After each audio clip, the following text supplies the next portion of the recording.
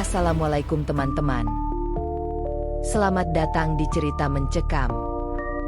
Semoga teman-teman sekalian diberikan kesehatan dan bahagia sepanjang hari. Raka menatap kosong ke arah laut yang membentang luas dari dermaga kayu di depan rumahnya. Angin sore yang biasanya membawa udara segar kini terasa lembab dan berat, seolah membawa bisikan kesuraman yang tak terlihat. Ombak kecil menghantam perahu-perahu nelayan yang berbaris rapi di teluk, tapi tangkapan hari itu hanya beberapa ikan kecil yang tak cukup untuk mengisi perut. Di usia 25 tahun, Raka sudah merasa hidupnya seperti berputar di tempat. Nelayan biasa, penghasilannya pas-pasan, dan masa depan yang suram, begitulah nasibnya di desa Teluk Bayu. Sebuah desa kecil di pesisir Pulau Ranjat yang dulu makmur dengan hasil laut, kini semakin merana.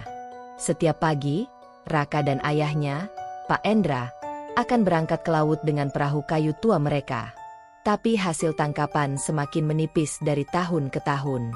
Beberapa nelayan muda sudah meninggalkan desa, memilih bekerja di kota atau bahkan meninggalkan profesi nelayan sama sekali.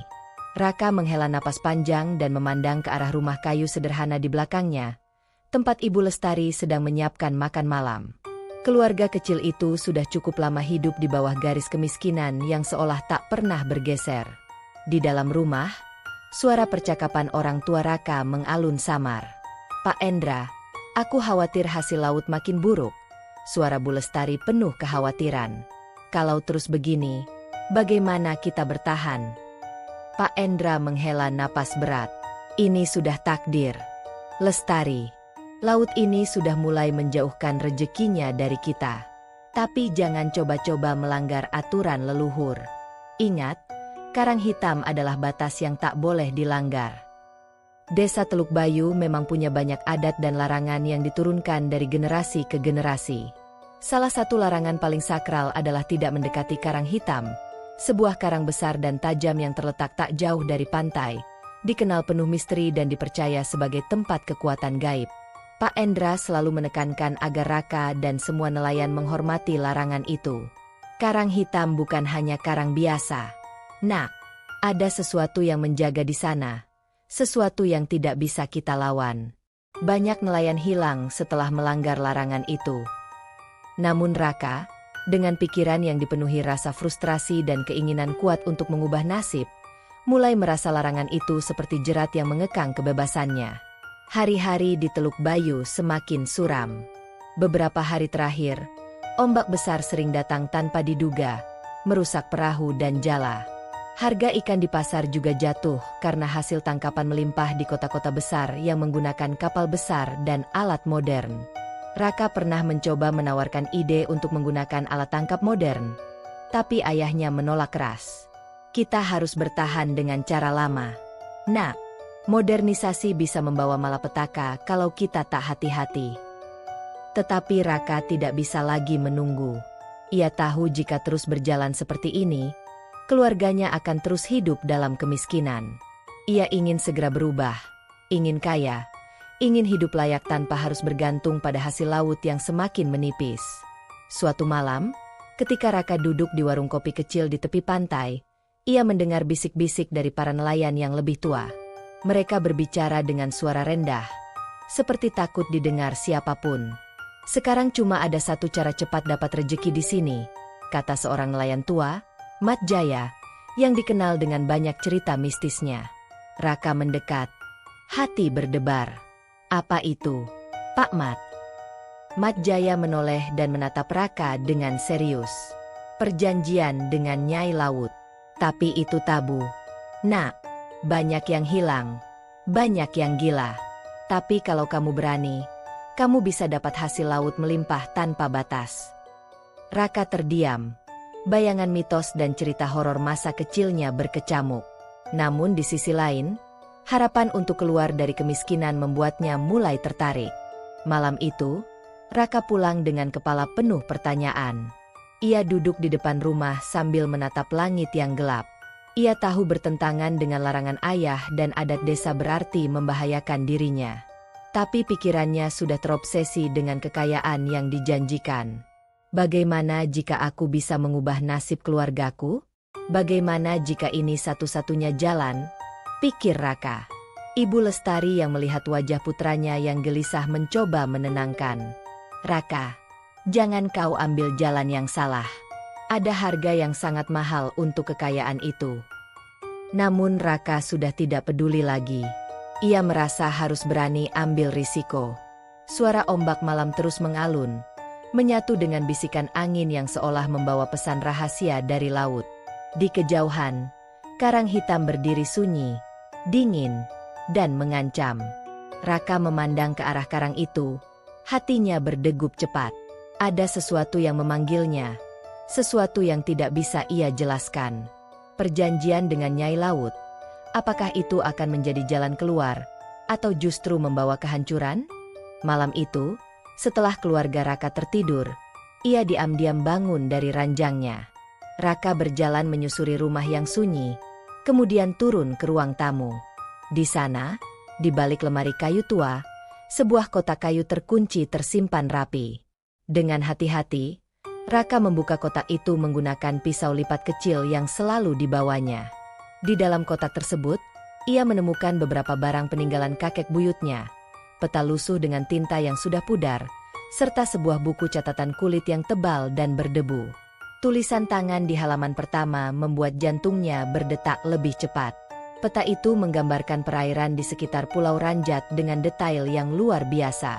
Di tengah peta, sebuah titik merah besar bertuliskan Karang Hitam, dengan lingkaran hitam pekat yang seolah mengisyaratkan bahaya.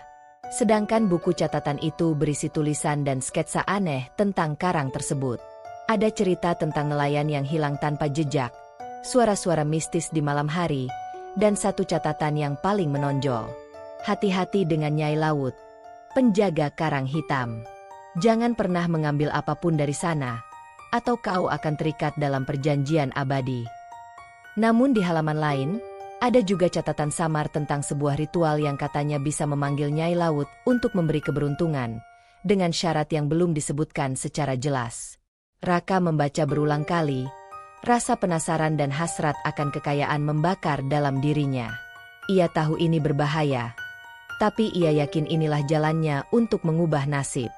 Selama beberapa hari berikutnya, Raka mempersiapkan perahu kecilnya secara diam-diam.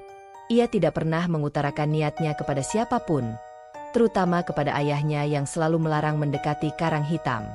Kalau kau berani melanggar larangan itu, kau tidak hanya mempertaruhkan nyawamu, tapi juga seluruh keluargamu. Peringatan Pak Endra masih bergema di telinganya. Namun Raka merasa semuanya harus dicoba, tak peduli apapun risikonya. Malam yang pekat menjadi waktu yang dipilihnya untuk berlayar, berharap bisa menghindari pandangan warga desa yang selalu waspada. Saat bulan hampir purnama, Raka mengayuh perahu kecilnya ke arah karang hitam. Laut malam itu dingin dan tenang, tetapi suasana sekitar seakan dipenuhi aura yang tidak biasa. Angin membawa aroma asin yang tajam, dan suara ombak terdengar bergulung dengan suara lirih seperti bisikan. Raka menenggelamkan dayungnya dalam air, memandang ke arah karang yang semakin dekat. Bayangan karang besar yang hitam pekat muncul dari gelapnya laut, tajam seperti taring yang menunggu mangsa. Saat perahu hampir sampai di bawah bayang-bayang karang hitam, Raka mendengar suara samar, bisikan lembut yang datang dari arah laut. Awalnya ia mengira angin, tapi suara itu makin jelas dan membentuk kata-kata yang sulit dimengerti. Raka, Raka. Rasa dingin merayap di punggungnya, dan detak jantungnya melaju kencang. Ia menoleh ke sekeliling, tapi tidak ada siapa-siapa. Namun, di permukaan air yang gelap, ia melihat sesuatu yang membuat bulu kuduknya berdiri. Sosok seorang wanita muncul, berdiri di atas ombak kecil. Rambutnya panjang dan basah, menutupi sebagian wajahnya yang pucat. Matanya yang hitam dalam menatap Raka tanpa berkedip. Raka ingin berteriak, tapi suara tercekik dalam tenggorokannya. Ia berusaha mengayuh perahu menjauh, tapi seperti ada kekuatan tak terlihat yang menariknya ke arah karang. Perahu Raka mulai berguncang hebat oleh gelombang yang tiba-tiba muncul. Air laut menyerbu ke dalam perahu kecil itu, hampir membuatnya terbalik. Raka berjuang mati-matian mengendalikan dayung, namun kekuatan gelombang dan tarikannya semakin kuat. Dalam keputusasaan, Raka melihat wanita itu mengulurkan tangan, bibirnya bergerak tanpa suara, seakan menawarkan sesuatu atau mengancam.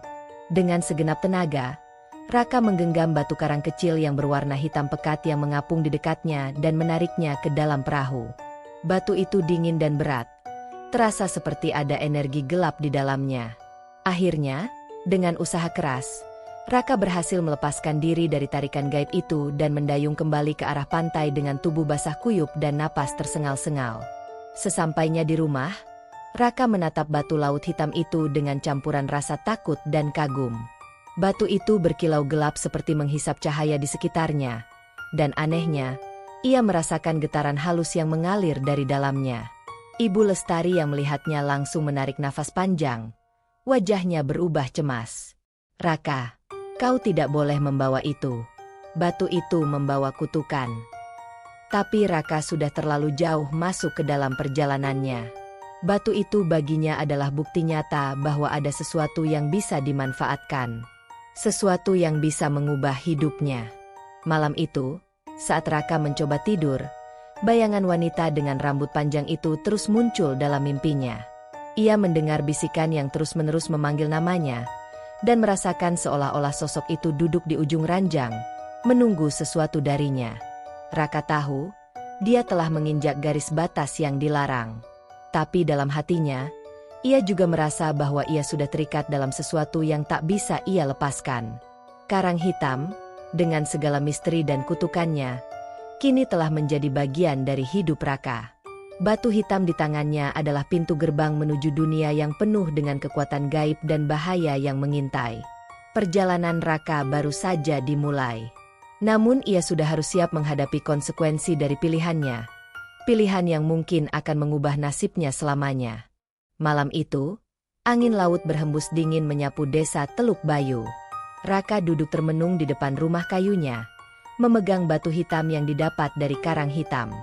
Batu itu masih bergetar halus, seolah mengandung kekuatan yang belum bisa ia pahami sepenuhnya. Namun, suara bisikan dalam benaknya kian menguat. Ia tahu, sesuatu akan terjadi, sesuatu yang tak bisa ia hindari. Hari berikutnya, desa Teluk Bayu mulai gempar. Nelayan-nelayan yang biasa ramah mulai menatap sinis ke arah Raka. Kabarnya, ada yang kehilangan perahu tanpa sebab.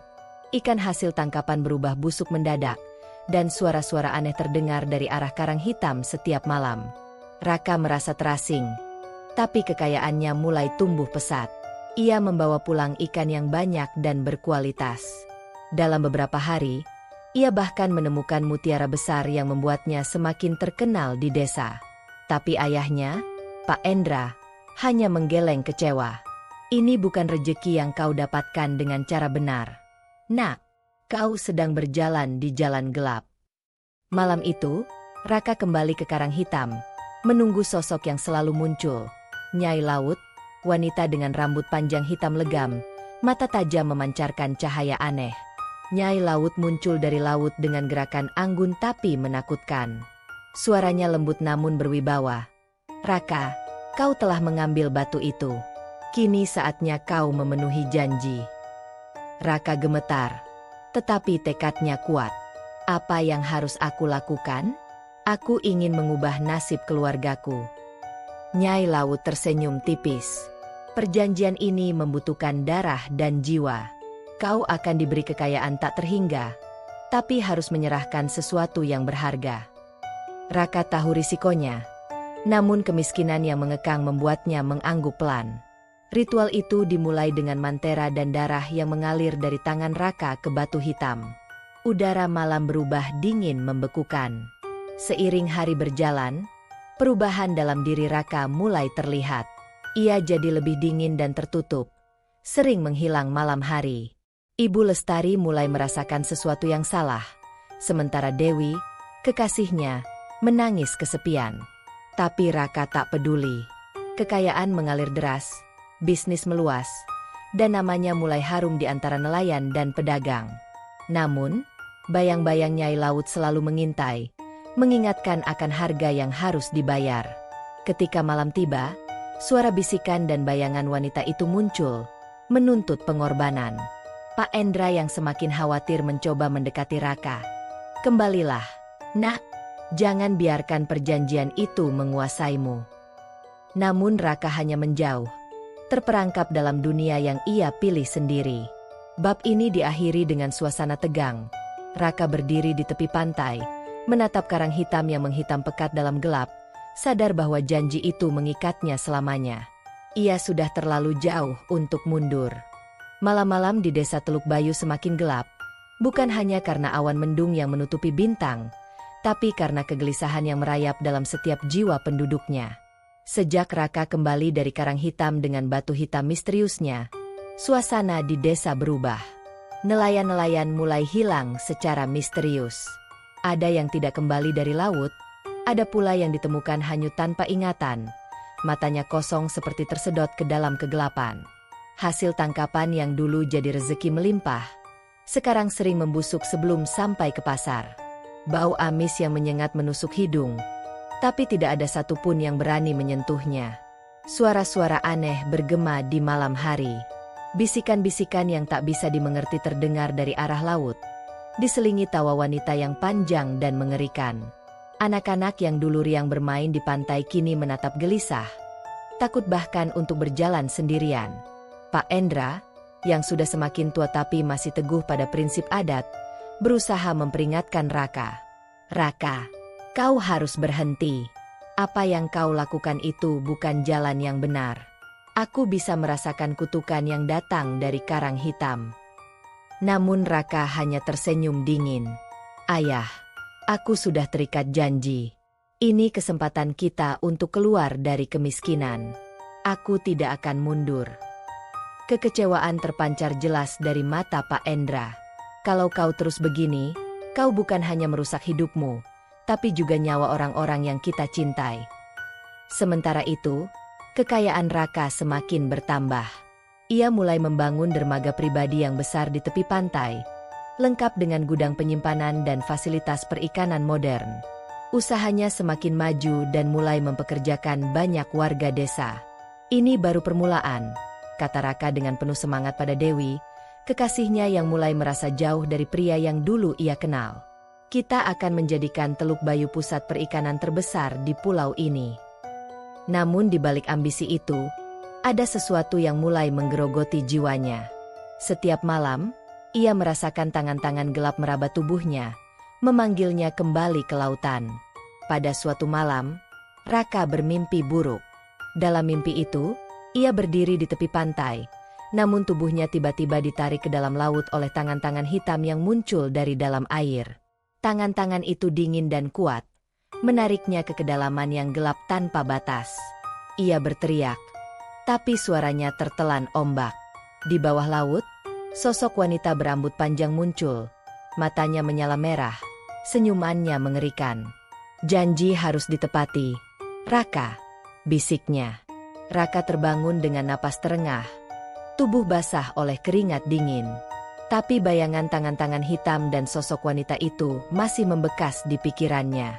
Hari demi hari, Raka semakin berubah. Wajahnya yang dulu cerah kini terlihat muram dan dingin. Ia jarang berbicara, lebih sering menghabiskan waktu sendirian di dermaga barunya, memandang ke laut dengan tatapan kosong. Dewi mencoba mendekatinya, tapi Raka sering menolak dengan halus. Aku sibuk. Dewi, jangan ganggu aku. Raka tahu ada harga yang harus dibayar untuk kekayaannya. Tapi ia juga sadar, harga itu lebih dari yang ia bayangkan. Warga mulai membicarakan kutukan yang menyelimuti desa mereka.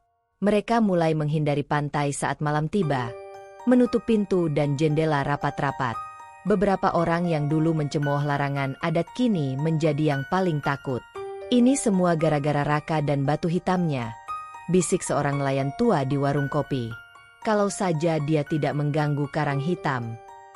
Malam itu, Raka berdiri di dermaganya yang megah, menatap laut yang tenang tapi penuh rahasia. Tangan-tangan hitam dalam mimpinya terus memanggil, dan suara nyai laut bergema dalam pikirannya. Ia tahu janji yang dibuatnya bukan sekadar kata-kata. Ada harga yang harus dibayar, Dan harga itu mungkin lebih tinggi daripada nyawanya sendiri. Malam di desa Teluk Bayu semakin mencekam. Gelap bukan hanya karena ketiadaan cahaya, tetapi karena rahasia yang terpendam lama mulai muncul ke permukaan, menghantui setiap sudut kehidupan penduduk desa. Di dalam rumah kayu tua, Bu Lestari duduk termenung memegang foto hitam putih keluarganya.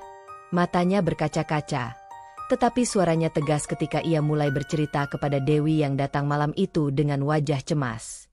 "Kau harus tahu, Dewi, Raka bukan satu-satunya yang terjerat kutukan karang hitam," ucap Bu Lestari pelan. "Dulu, kakek Raka juga pernah membuat perjanjian dengan Nyai Laut." Dewi terdiam, mendengarkan setiap kata yang keluar dari mulut wanita tua itu. "Kakekmu berharap bisa melindungi keluarganya dari kemiskinan. Tapi seperti semua perjanjian dengan makhluk gaib, ada harga yang harus dibayar. Keturunan-keturunannya selalu menerima kutukan yang sama, dan itulah yang sekarang menimpa Raka. Jika aku tahu ini, aku pasti akan mencoba menghentikan Raka sejak awal," lanjut Bu Lestari dengan suara bergetar. "Aku tidak bisa membiarkan kau kehilangan Raka. Dewi, kau harus membantuku menyelamatkannya," pinta Bu Lestari. Dewi mengangguk. Ia merasa beban itu kini ada di pundaknya. Dewi memutuskan untuk mencari jawaban. Ia mengajak sahabatnya, Ardi, seorang pemuda yang tahu banyak tentang legenda dan cerita mistis di desa itu. "Kalau benar ada kutukan dan mayat-mayat nelayan lama yang hilang, kita harus mencari tahu lebih jauh," kata Dewi penuh tekad.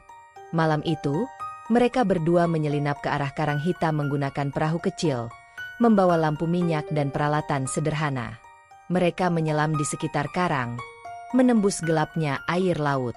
Perlahan, Ardi mengarahkan senter bawah air ke sebuah area yang ditutupi terumbu karang. Di sana, mereka menemukan sesuatu yang membuat darah mereka membeku.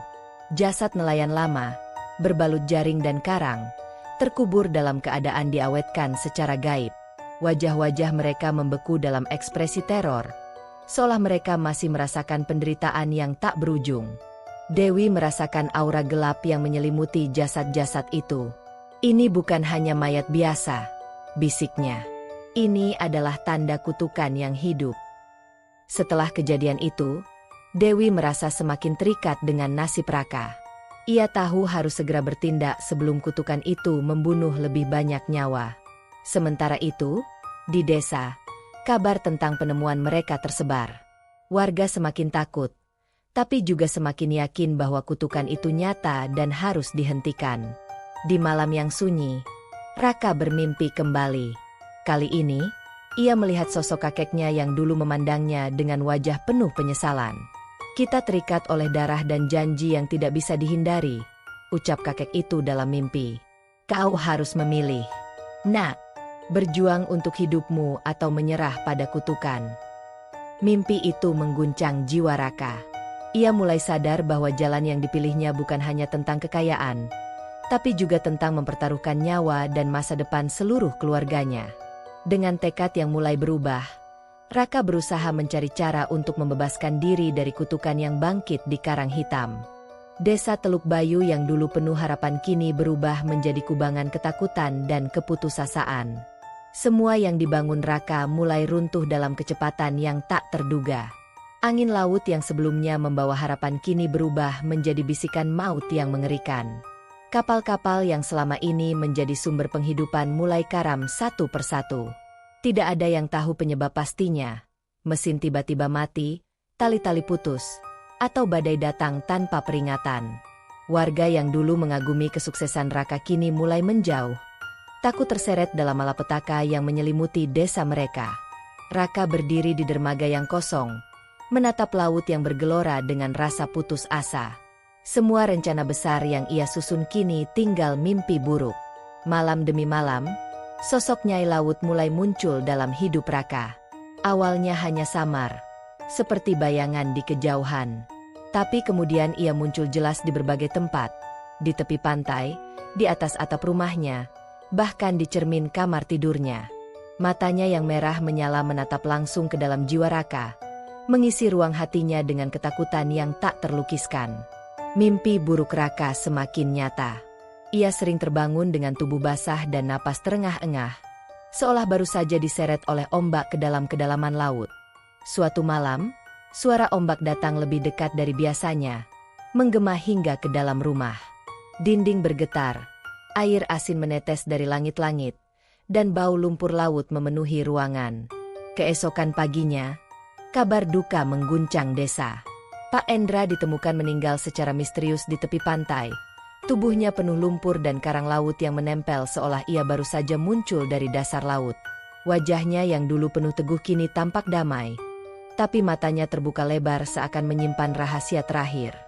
Warga desa mulai mengaitkan semua bencana yang menimpa dengan kutukan Raka.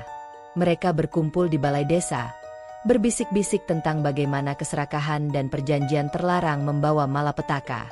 Dia yang membawa kutukan itu, ujar seorang nelayan tua dengan suara parau. Raka harus dihentikan sebelum semuanya terlambat. Raka kini benar-benar sendirian. Dewi yang dulu mencintainya pun mulai menjauh. Takut akan nasib yang mengancam mereka semua. Ia berdiri di tepi pantai, menatap ke laut yang kelam, menyadari bahwa laut benar-benar menuntut pembayaran yang mahal. Di balik gelap malam, suara bisikan Nyai Laut kembali terdengar, mengingatkan Raka bahwa janji telah dibuat dan harga harus dibayar. Raka tahu, malam-malam penuh teror ini hanyalah awal dari sebuah ujian yang akan menentukan hidup dan matinya dirinya dan desa Teluk Bayu. Langit gelap berarak. Angin laut menggulung ombak dengan amarah yang tak terhingga. Raka menatap karang hitam dari kejauhan. Jantungnya berdegup kencang, penuh beban dan penyesalan. Semua yang telah terjadi membawanya ke satu titik. Keputusan terakhir yang harus diambil di tempat terlarang itu. Dengan perahu yang sudah usang, Raka menembus gelombang. Suara laut dan angin yang menderu tak lagi menenangkan, melainkan menegaskan bahwa ini adalah ujian terakhirnya. Setibanya di karang hitam, bayangan Nyai Laut sudah menunggu. Sosoknya muncul dari gelombang dengan keanggunan yang mengerikan. Mata merah menyala menatap penuh harap. Aku tahu kau lelah, Raka. Tapi perjanjian harus ditepati. Suara Nyai Laut lembut namun penuh ancaman. Kau harus memilih, menyerahkan orang yang kau cintai sebagai tumbal, atau kehilangan jiwamu selamanya. Lanjutnya, Raka memejamkan mata. Seluruh tubuhnya bergetar oleh konflik batin yang dahsyat. Dewi, ibu, ayah, sahabat, semua wajah mereka berkelebat dalam pikirannya. Kata-kata Nyai Laut mengiris hatinya. Tak ada pilihan yang mudah. Jika ia menyerahkan orang yang dicintainya, ia kehilangan segalanya yang membuat hidup layak. Namun jika menolak, jiwanya akan hilang dalam kegelapan abadi. Raka merasakan suara bisikan dalam hatinya. Pertarungan antara cinta dan keserakahan, antara harapan dan kehancuran. Akhirnya, dengan air mata berlinang, Raka memilih jalan yang paling menyakitkan. Ia menyerahkan Dewi, satu-satunya cahaya dalam hidupnya, sebagai tumbal untuk menebus janji kelam itu. Dewi menangis, namun menerima nasibnya dengan keberanian yang memilukan. Saat Nyai Laut mengambil Dewi ke dalam pelukannya, laut beriak dan cahaya hitam memancar dari batu laut yang Raka pegang. Setelah pengorbanan itu, karang hitam kembali tenang, seperti tidak pernah menyimpan malapetaka. Raka berdiri sendiri di dermaga, tubuhnya lemah namun jiwa penuh penyesalan. Namun di ujung desa, seorang anak kecil tanpa sengaja menemukan batu laut hitam yang terdampar di pasir. Ia mengangkat batu itu dengan penasaran, tanpa tahu bahwa kutukan itu belum berakhir. Desa Teluk Bayu perlahan pulih, namun bayangan masa lalu tetap menghantui. Raka menghilang dari pandangan, membawa luka yang tak pernah sembuh. Dan karang hitam menunggu korban berikutnya dalam siklus kutukan yang tak berujung.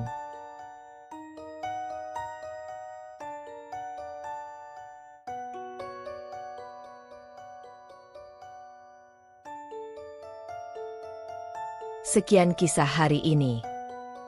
Jangan lupa terus dukung kami dengan cara like, komen dan subscribe agar kalian bisa dapat kisah lainnya. Terima kasih. Wassalamualaikum warahmatullahi wabarakatuh.